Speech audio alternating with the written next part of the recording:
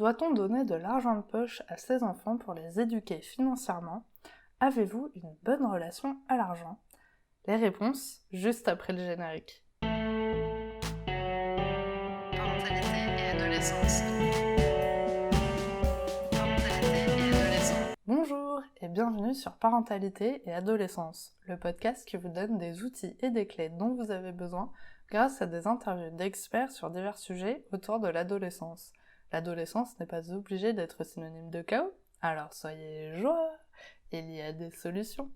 Avant de commencer, si vous n'êtes pas abonné à la chaîne YouTube, n'hésitez pas à le faire dès maintenant pour ne pas manquer les prochains épisodes. Je vous propose une interview de Christian Junot, auteur, coach et conférencier, expert sur le thème de la relation à l'argent. J'espère que cet épisode vous plaira. Bonjour Christian. Bonjour Sarah. Alors pour commencer, pourriez-vous vous présenter s'il vous plaît? Oui, en deux, trois mots. Donc, je suis économiste de formation, je suis ancien banquier et je suis indépendant depuis 2009, 10, pardon, je calcule. Donc, ça fait 12 ans. Je suis beaucoup formé à la communication violente. Je suis coach de formation également. Je suis formé aux approches systémiques et familiales également, constellation systémique et familiale. Et je me suis spécialisé sur la relation à l'argent, autrement dit, d'aller un peu décortiquer nos comportements avec l'argent. Et j'interviens autant en présentiel qu'en virtuel dans toute la francophonie. Et j'ai écrit et coécrit 3 livres, dont le best-seller Ce que l'argent dit de vous. Génial, celui dont on va un peu parler aujourd'hui du coup.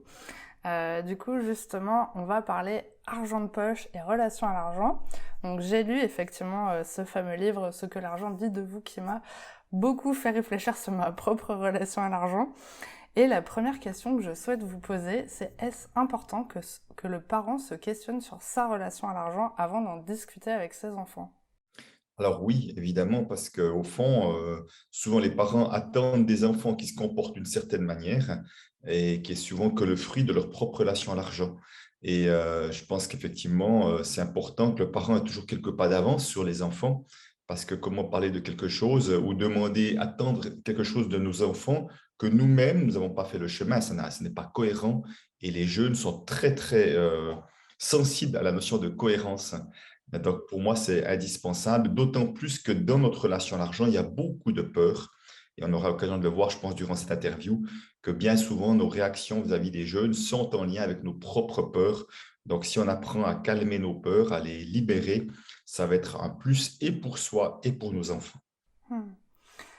Et du coup, est-ce que c'est important de parler d'argent au sein de sa famille, sachant que l'argent, ça reste toujours le fameux tabou, même quand on en parle autour d'un dîner avec des amis.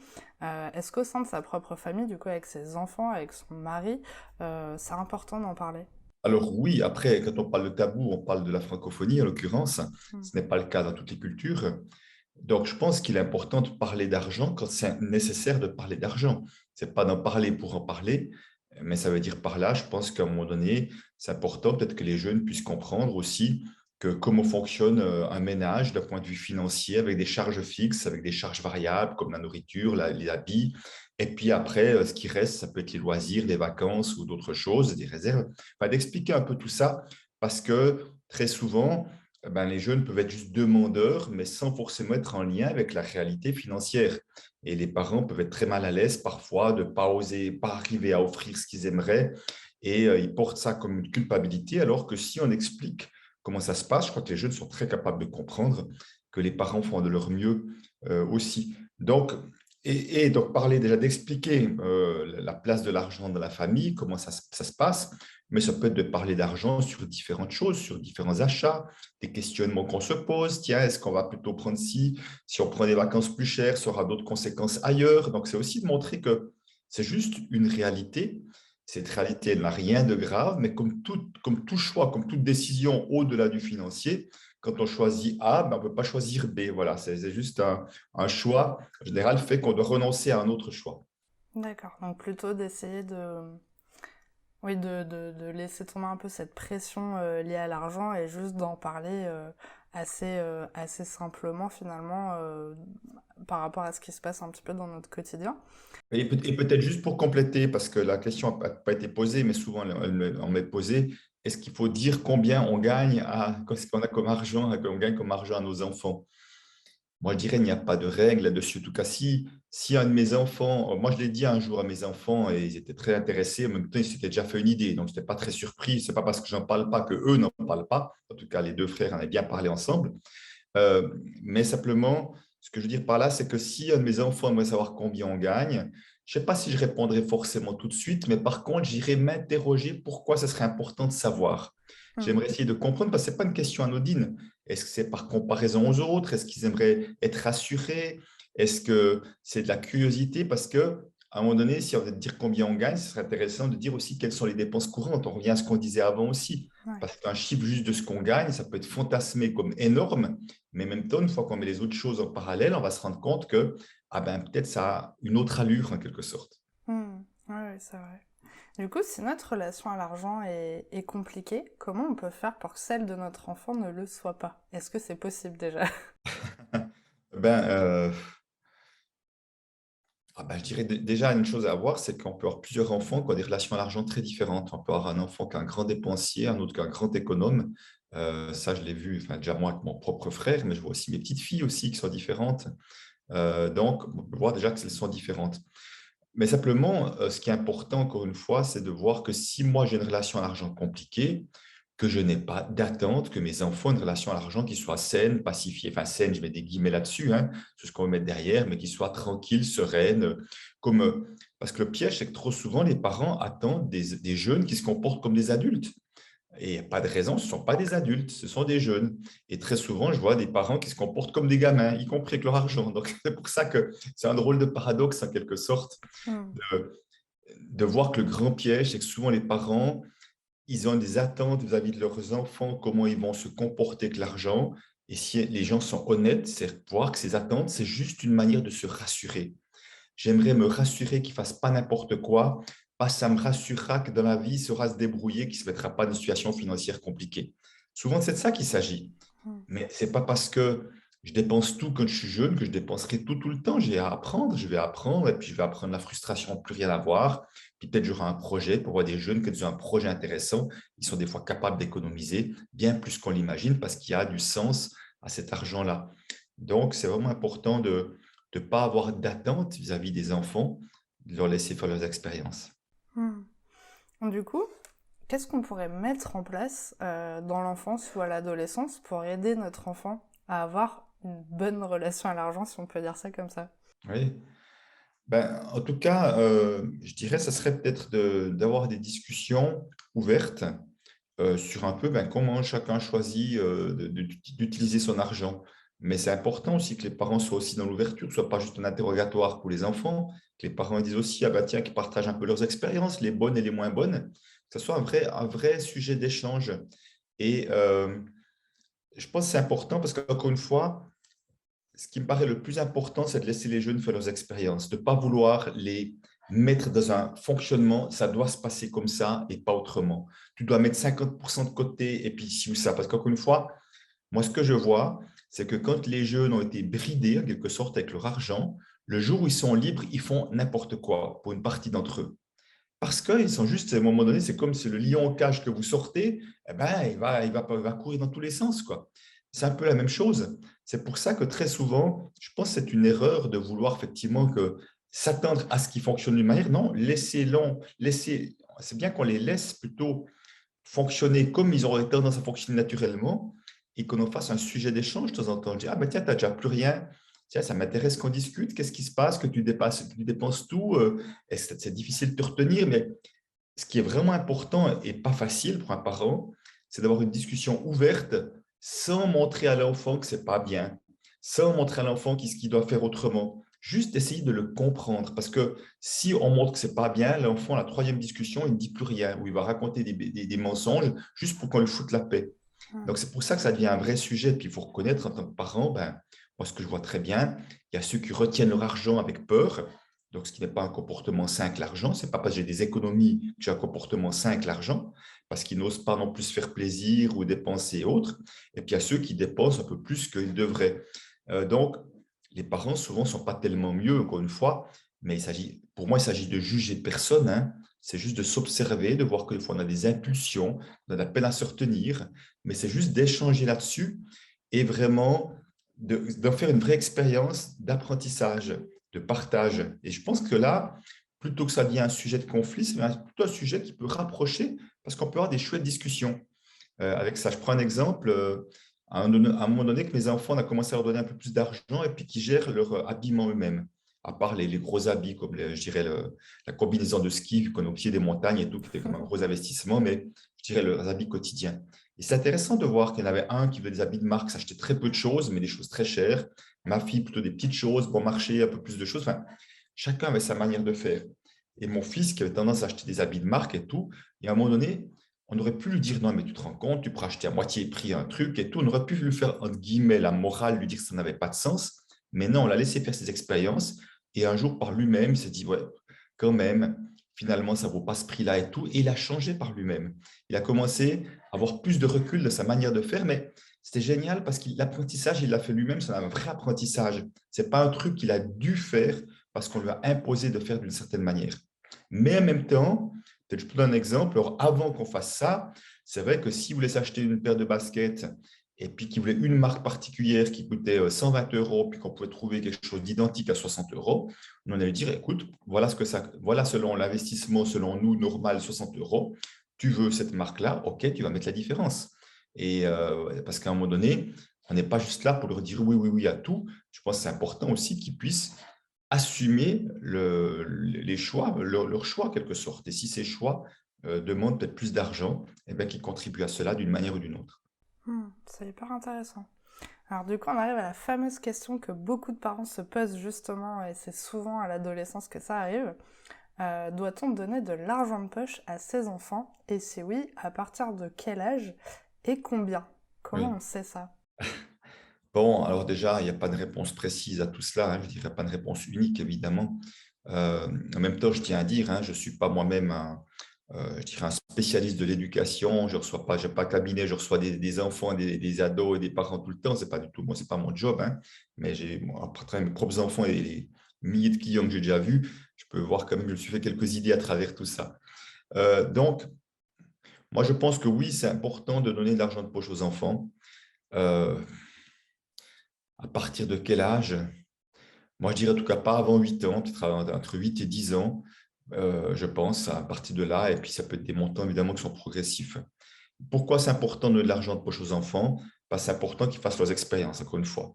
Parce que je vois régulièrement dans les ateliers des gens qui disent, je n'ai jamais eu d'argent de poche, j'étais perdu le jour où j'ai eu mon premier salaire, mon premier truc, parce que c'était un montant presque trop gros pour moi. Donc, c'est pour ça que je pense que c'est important qu'ils fassent l'expérience et qu'ils vont également apprendre à travers cela. Mais comme je l'ai dit tout à l'heure, que ça soit un terrain d'expérimentation, d'apprentissage et d'échange. C'est vraiment ça que je mettrais ensemble, peut-être pour vraiment que ça ait du sens. Hmm. Euh, voilà, mais c'est plutôt plus une question de maturité, c'est-à-dire que c'est sûr que si j'habite un endroit perdu en campagne, ça a peut-être moins de sens aussi, peut-être donner de l'argent de poche que peut-être si j'habite un endroit, dans un village, une petite ville et autres. Euh, Après, je dirais peut-être quand même, me semble-t-il, que les seuls points, je dirais, de vigilance que je mettrais, c'est qu'un enfant qui a tendance à l'acheter des bonbons, et ça arrive à tellement d'enfants, et je le comprends bien, surtout qu'il y a suffisamment de stands dans les marchés et autres qui sont attrayants, se dire, OK, si tu achètes ça, c'est OK, mais par contre, moi, ce qu'on va gérer ensemble, c'est la manière dont tu vas les consommer. À un moment donné, on peut aussi te dire, bon, ben, tu as acheté ça, mais tu sauras, c'est un ou deux par jour, c'est pas plus, et on va faire ça ensemble. Vous voyez, là, je pense, parce que là, on est sur un aspect de santé, et Ouais. là, je pense que les parents doivent poser ce cadre-là. Et ça pourra, c'est pas forcément dire non, c'est pas bien d'acheter des bonbons, parce qu'on l'a tous fait, et puis qui sommes-nous pour dire qu'eux ne devraient pas expérimenter ça aussi? Mais Hmm. dès le moment où ils verront peut-être qu'ils ne peuvent pas les manger comme ils veulent, peut-être, et exactement parce qu'il y a du sens d'en manger un petit peu, peut-être ils auront un peu moins envie d'en acheter, peut-être, ou pas, je ne sais pas. Mais vous voyez, là, c'est un peu, on ne parle pas de l'argent, pas de la manière d'utiliser si vraiment il y a des problèmes de santé potentiellement derrière. D'accord. Euh, Autrement, dans la question, c'était alors, le combien. Le combien, évidemment, il n'y a pas. Ben, ça va déjà dépendre des situations financières des uns et des autres. Parce que pour certains, ça peut être compliqué de donner de l'argent de poche. Et je pense que c'est un vrai sujet, alors que d'autres, il y aurait d'autres moyens. Mais je pense aussi que c'est peut-être bien que les enfants n'aient pas un argent de poche qui soit démesuré par rapport à leurs copains et leurs copines. aussi, plus ou moins du même âge, parce que ça pourrait potentiellement leur poser des problèmes à eux, d'une manière, ou leur propre problème, leur malaise à eux, ou si ça se savait des autres vis-à-vis d'eux. Je pense que, voilà, mais c'est vraiment, je pense, quelque chose, encore une fois, qui peut être discuté, Ouais. discuter, voilà, de voir qu'est-ce qu'il aurait envie, s'il a une idée, ou on propose ça, puis on regarde au bout d'un certain temps. Puis en général, en tout cas, moi, c'était mon cas, j'ai eu un argent de poche progressif avec l'âge, mais qui correspondait effectivement à des besoins qui étaient un peu différents aussi. Mhm. Et par rapport à l'argent de poche, justement, une maman a posé la question, parce que du coup, j'ai demandé un petit peu à ma communauté les questions qu'ils avaient envie de vous poser. Et par rapport à l'argent de poche, c'était de savoir, est-ce qu'il utilise cet argent pour des loisirs, ou bien comme pour votre fils, par exemple, qui devait aussi s'acheter peut-être ses vêtements. Comment on peut choisir ça? Est-ce que c'est mieux de les impliquer et de leur donner un petit peu un objectif avec ça, ou de les laisser faire totalement plutôt librement? Alors, ce que je pense qui est important, c'est déjà qu'il y ait de la clarté. Normalement, ce qu'on appellerait argent de poche serait de l'argent qu'on pourrait dépenser librement. Moi, en tant qu'adulte, si tout à coup, dans le ménage, on décide chacun de l'argent de poche, il en fait ce qu'il veut sans avoir de compte à rendre à l'autre. Quelque part, ça devrait être la même chose pour les enfants, si ce n'est qu'on peut avoir, encore une fois, partagé, échanger, discuter là-dessus. Après, si effectivement c'est de l'argent qui est spécialement destiné pour des loisirs ou pour des habits, il faut que ce soit clair pour chacun et que les montants vont être forcément différents de dire, voilà, si je veux aller à la piscine, si je veux aller ci ou ça, est-ce que c'est moi qui dois le payer, est-ce que vous continuez de le payer comme avant? Voilà, c'est important à un moment donné d'avoir cette clarté-là pour éviter encore une fois des frustrations, voire des conflits qui pourraient être évités. Donc, je pense que c'est vraiment ça qui est important.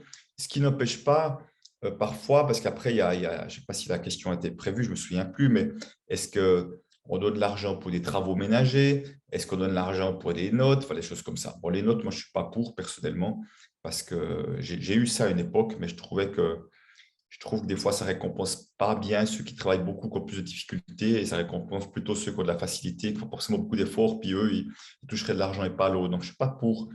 Après, par rapport aux tâches ménagères et autres, moi, il me semble qu'il y a une différence entre ce qu'on peut attendre d'un enfant au quotidien qui participe aux tâches ménagères, qui paraît juste de la normalité dans un système familial où chacun y met du sien pour que ça fonctionne bien, de ce qui est quelque chose qui sort un peu du commun. Je me souviens, moi j'ai une haie, alors voilà, le jour où je taillais la haie, si mes enfants m'aidaient, ou bien j'allais passer un moment prendre un verre ou manger un petit truc avec eux, ou bien je leur ai donné un peu d'argent parce que ils y passaient une bonne partie de la journée, par exemple.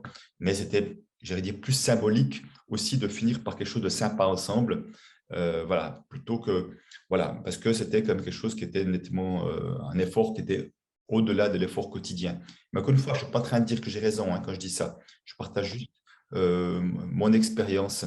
Donc, c'est pour ça que, ou s'il fait une tâche, par exemple, tiens, mon enfant, plutôt que je passe à pendeuse tout le temps, c'est mes enfants qui vont le faire systématiquement, ou bien ça peut faire partie d'un échange et tout, ou bien ça peut faire partie, bon, ok, dans ce cas-là, si je devais engager un étudiant pour le faire, j'aurais aussi un certain montant à payer.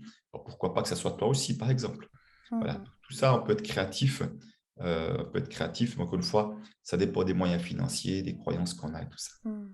Moi, ce que je retiens beaucoup en fait dans tout ce que vous avez pu dire, c'est surtout d'être assez transparent finalement et de justement garder cette communication avec l'argent et d'expliquer en fait à chaque fois pourquoi on fait comme ça ou pourquoi on fait telle décision.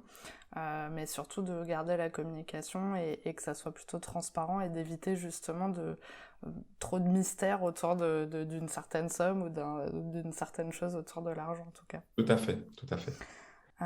Du coup, en étant un ancien conseiller en placement financier, pensez-vous qu'éduquer ses enfants financièrement est important pour la suite de leur vie et quelles notions importantes sont à transmettre en priorité, s'il y en a? Bien sûr. Alors après, quand on parle éducation financière, bien évidemment, ça va dépendre de ce qu'on y met derrière.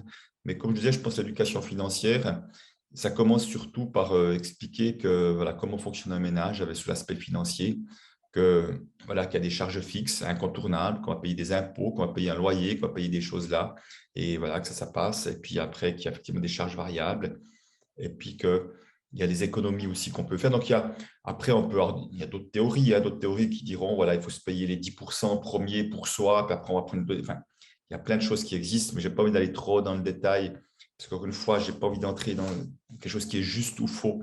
Mais en tout cas, de les rendre attentifs, c'est possible.